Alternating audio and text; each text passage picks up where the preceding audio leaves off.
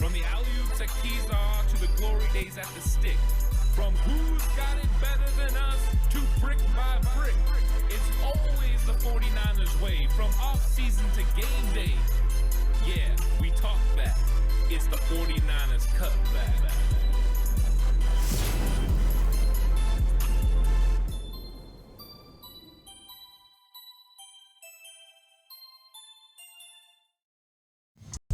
It's 49ers Cutback Podcast time. Welcome to the show, everyone. Really excited to get into this one. Going to be talking about edge rush gems in the draft. Edge rush gems in the draft. This is going to be absolutely fantastic. You've heard a lot about players in this draft that the 49ers could potentially take. Lots of guys that you already know about. But what about the guys you don't know? Or the guys that are maybe flying under the radar? Those are who I want to talk about in this episode, because John Lynch just talked about all the depth that is in this draft, and the 49ers are going to have to find depth. They are down 4 edge rushers. Yes, they brought back some guys, but they definitely need to make sure they have the depth and the players that are going to be capable of making plays for them. So they have to find guys throughout this draft, not just in the third round. Now, I do believe that there is some talent there in the third round that the 49ers could target and strike on that could make a huge impact on the team in 2023. But what about the guys that fly under the radar that could also make an impact on the 49ers? There's guys all throughout this draft that flash on film that had pretty good collegiate careers, or maybe have a skill set in which the 49ers could take advantage of and potentially use. And I'm going to talk about players that have a variety of different skill sets, but the 49ers and Chris Kaserik could use them to their advantage. So we got to find guys that fit the mold. And who are those guys that fit the mold? Well, let's get into it. The first one is going to be Thomas Nkoum. I don't know if anyone's really heard of Thomas Nkoum unless you've been on this channel, because he's been a guy that I've definitely been interested in having on the 49ers. I think his skill set is very good. He doesn't have elite size. He doesn't have elite length.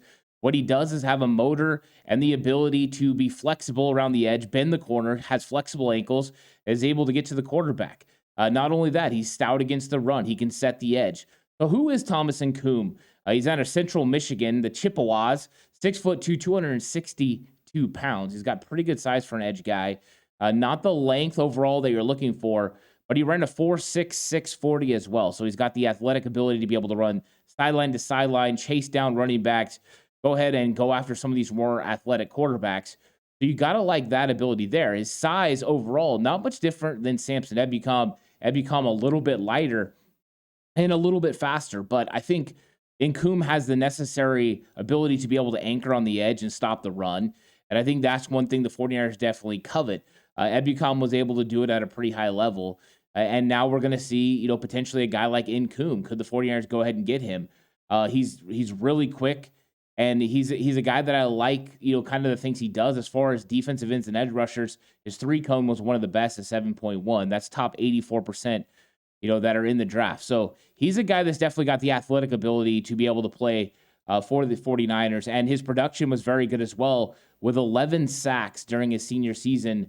That's in 12 games. So almost a sack a game playing in Central Michigan. Yeah, the talent is going to be a little bit less on the opposing team, but still the ability is there. You throw in the fact that he had 25 quarterback hurries, he definitely gets after the quarterback. Now, one of the things that I like a lot about Thomas Nkoum is his ability to get off the ball, and a lot of that is because he has very, very good snap anticipation.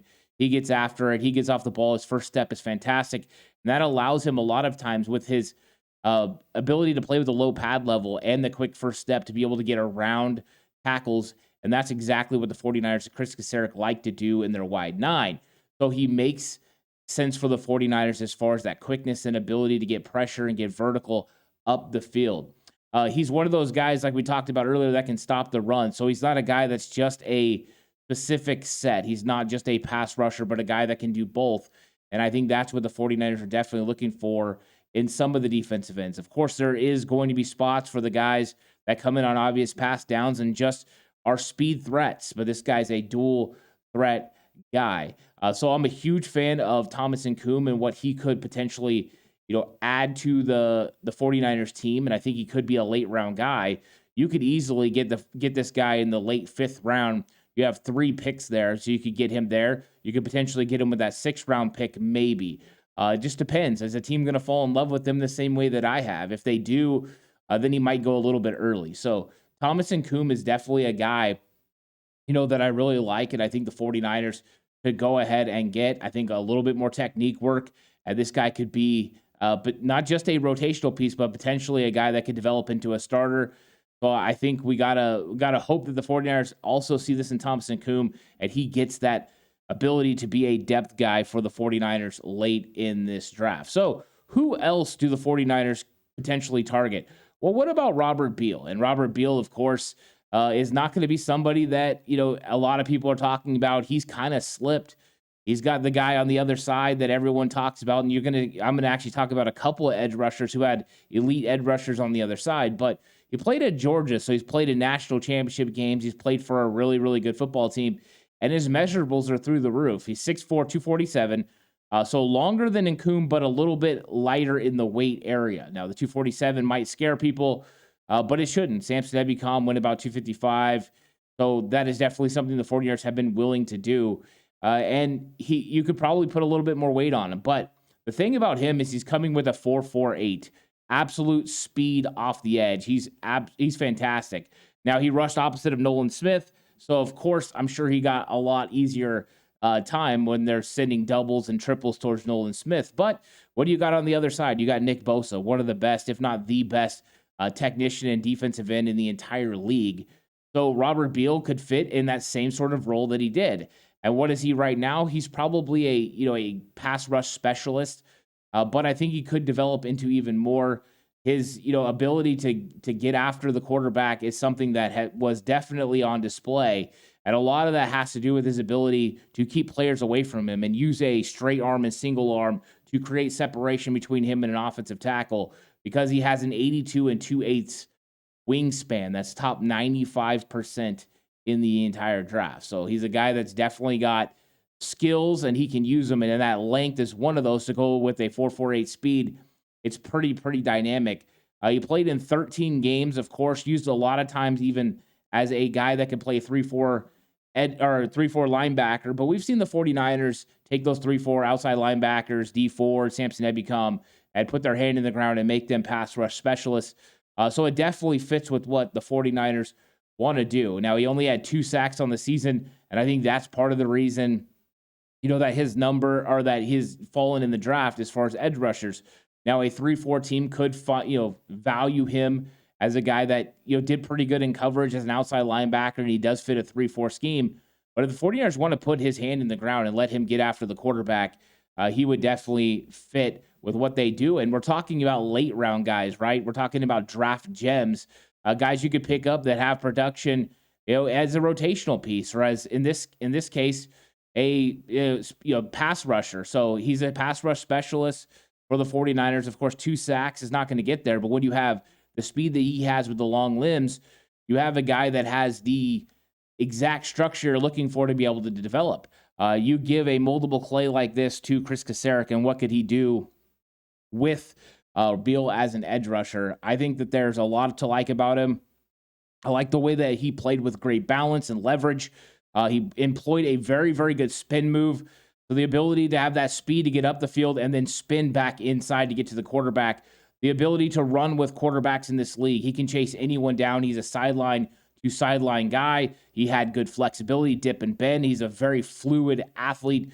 Love him a lot. And then he has active hands. Everything he does is very precise and sudden. I love it. So he's got counter moves. He's got a lot of things to like. And the use of hands is one thing that I liked about Incoom. It's another thing I like about Beal. Beal is better with his hands right now than a Thomas Incoom. Now, they're 2 totally different players, and they're probably going to go, though, close to the same area. Late 5 to the 7th round is where you're looking at these guys. Now, like always, like I said, a 3-4 defense could fall in love with Robert Beal, and he could move up. But I definitely like Robert Beal's ability to come in and help this 49ers team if they drafted him late. So he's a guy, that I really, really like that they could bring in. So he's a fun player. I'm looking forward to seeing where he ends up going if the 49ers show some interest. Who's up next? Well, it's going to be MJ Anderson. MJ Anderson out of Iowa State, he rushed opposite of Will McDonald. And like I talked about with Bill, you get a lot of attention to the other side. Now, one thing with MJ Anderson was he didn't just play on the edge. They would play him inside as well. So you have those guys with position versatility. At 6'2", 269, he's not exactly the biggest guy, but he played with great leverage and great balance, and that's one reason I liked him. There's going to be a lot of negative when you look at his numbers. There's a guy that ran a 5 flat 40-yard dash. I mean, that is not very fast for an edge rusher in this league. But we've seen the 49ers do things with Kerry Hyder, who also is not a guy with great foot speed. What are the things to like about MJ Anderson? Because when you're looking, at who he is, it wasn't like he was a guy that had a tremendous amount of production. He had 3 quarterback hits and 4 sacks this season, playing opposite of Will McDonald. But when you watch the film, you see a guy that played inside, was able to play with leverage, was able to play good against the run, and then played with good suddenness to be able to make plays. He's got very, very nimble feet, and he's able to go after mobile quarterbacks. He can go sideline to sideline, which is interesting, right? Because he doesn't have that great speed, but he has great quickness, and initial change of direction is pretty good. Another guy with a pretty good spin. But, the leverage and the balance that he plays with is something that jumped off the screen to me, and he looked more explosive than the speed. It's not all about straight line speed in the 40, but he's a guy that plays with a high motor and is able to continue to go play in and play out. He's going to be one of those guys that would benefit from Chris Kasarik, and there's no quit in MJ Anderson. Also, he's got really, really good hands. So I like the way that he's able to use his hands as an edge rusher, the possibility to move him inside on obvious pass downs and allow him to go against a guard is fantastic. His excellent power to go with his initial quickness, make him tough for interior offensive linemen to be able to deal with. He does not have the ideal height at 6'2", but he uses his base of, his base and his low center of gravity to hold his ground. And he has really, really good upper body strength. He's a guy that shows that definitely on film, that he can push some people off, create separation, and go make a play. And you got to like that about, a player like MJ Anderson. Once again, we're talking about a late round guy. And anytime you have a guy that has a high motor and is a technician with his hands, you got to think that he's a guy that you would like. And he's a guy that can do both. Once again, he can rush the passer and he can get after the quarterback. So when you start stacking these guys, it's like, well, I'm not able to get Thomas and Coombe in the late 5th round. He went a little bit earlier than we thought. So then when you look in the 7th round, here's MJ Anderson and you go grab him. So a lot of times it's finding guys that are similar. So that way, if you miss out on one, you like to get the first guy. But if you get the second guy, you're like, okay, we have a guy that can definitely do it. And here's a guy that fits, what the 49ers really like to do on the defensive line. And it's once again a moldable piece of clay for Chris Kasarik and what he can do with them. Last up in this gems is Jeremiah Martin. Jeremiah Martin is out of Washington, 6'4", 261 pounds. He's another guy that played edge at Washington. He was a transfer. He had 8.5 sacks his senior season. So putting some pressure off the edge. He's a little bit quicker than what we just talked about from MJ Anderson. He's a 4.9. So not elite speed, but he looks fast on film, which I always jump out at. I want to see the guy, not so much straight line speed, but the guy that's able to get off the ball quickly and then go make a tackle. And he definitely does that. He's a guy that stayed in college for 5 years, so he's a little bit older, but he's developed. And I think that's one thing is you're getting a guy, late in the draft that would be able to come in and not just be able to compete, but a guy that would be able to give you snaps. And that's what you're looking for with these guys. You're looking for guys that can give you snaps. He had 51 total pressures. He had 34 quarterback hurries, 8 quarterback hits, and he had 8.5 sacks on the season.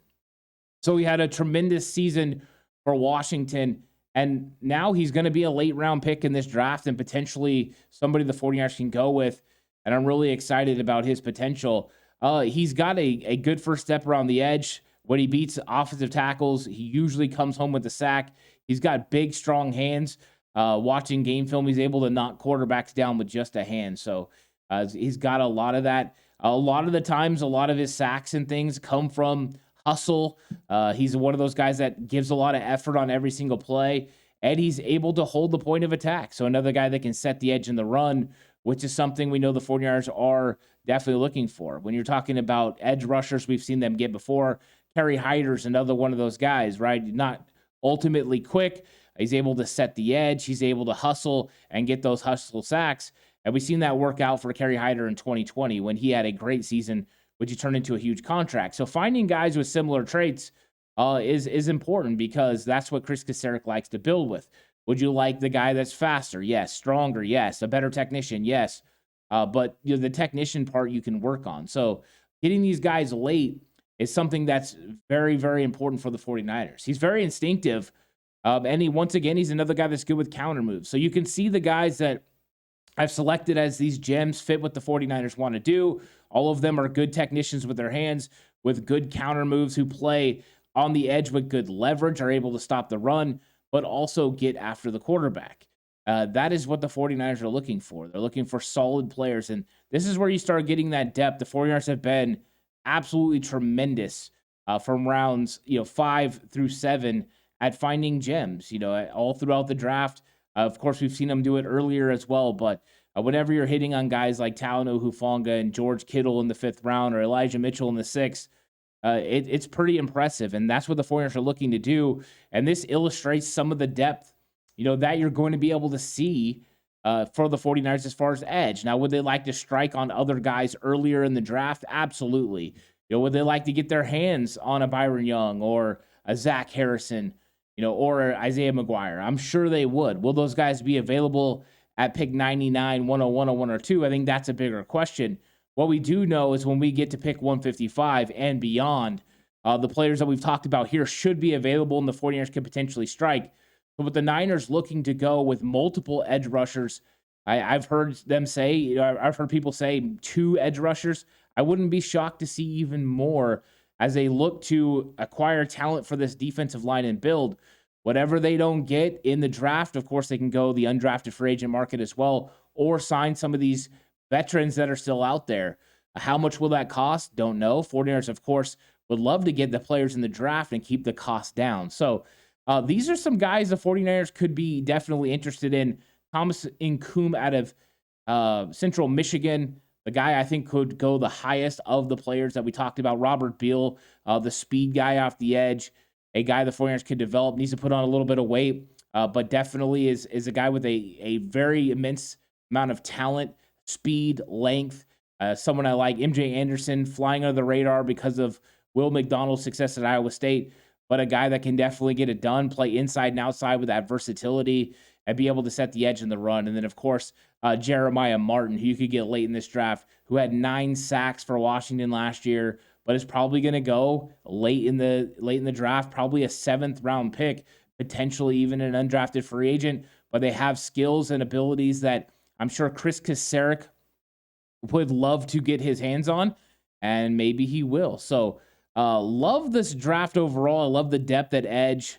Of course, there's going to be a lot more gem videos coming your way. If you haven't had the opportunity already, like the video. Let me know what you thought about it in the comment section down below. And give the channel a subscription if you haven't already. Really, really appreciate it. Love getting into this draft stuff. I know the draft is on the horizon. I'm looking forward to covering all the days of the draft. We're going to go live for rounds 2 and 3 and 4 through 7. So you can join me for those. But thank you guys so much for watching the episode. Looking forward to more interaction. Of course, more videos coming your way. But until next time, stay safe. And remember, the right way is always the 49ers.